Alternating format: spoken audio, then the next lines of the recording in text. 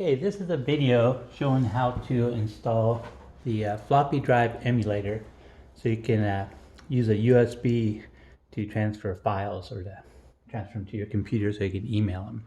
So what I'm going to do is I'm going to remove the floppy drive bay, and plug the flat cable. This will temporarily won't be properly mounted now, but it gives an idea of how to install it. Of course, it should be mounted in a floppy drive bay. Put the flat cable in.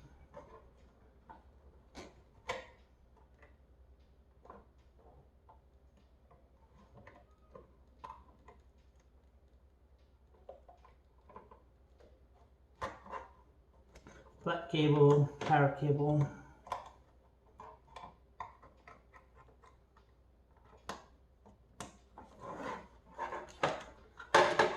And you have this simply sit out inside the bay here.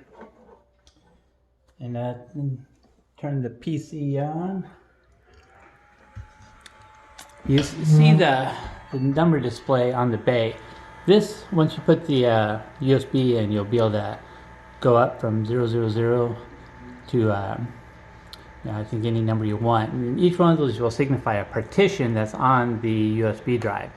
So what we'll have to do, we'll have to format the partitions in Windows. So I can go ahead and just exit Filmcutter, Alt-X. That'll give us, type in WIN, Windows. I will start our Windows environment. I'll go ahead and plug the floppy in so it boots up. Or not the floppy, I'm sorry, the USB into the floppy emulator.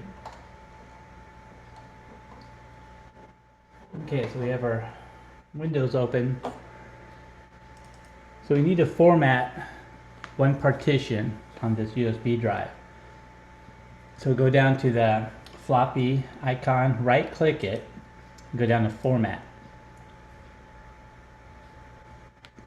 This will give us the different options to format. We can't do the quick format because it's just too confusing for the software. You have to do the full format. Here we go. There's a full format. You don't want to do the quick, and just hit start. And it'll take about a minute. Okay, yeah, it took probably about 2 minutes for it to format it. But now we have our 000 partition on our emulator is now formatted to accept files now. So if you close this and this double click on the partition. So this is, it still says floppy, but it's our 000 partition of our USB drive. So we can copy something over to it now very easily.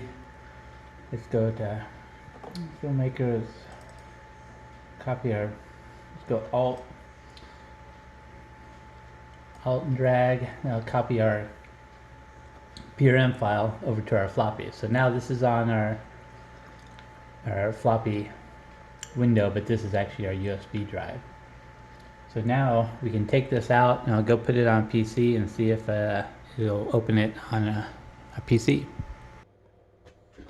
Okay, now go up to my Windows PC, put that in there, and here it is. You got a PRM file. So now you can, email it, transfer it back and forth, and make any changes on we want, and now we can just load it onto a USB. It needs to be a formatted USB.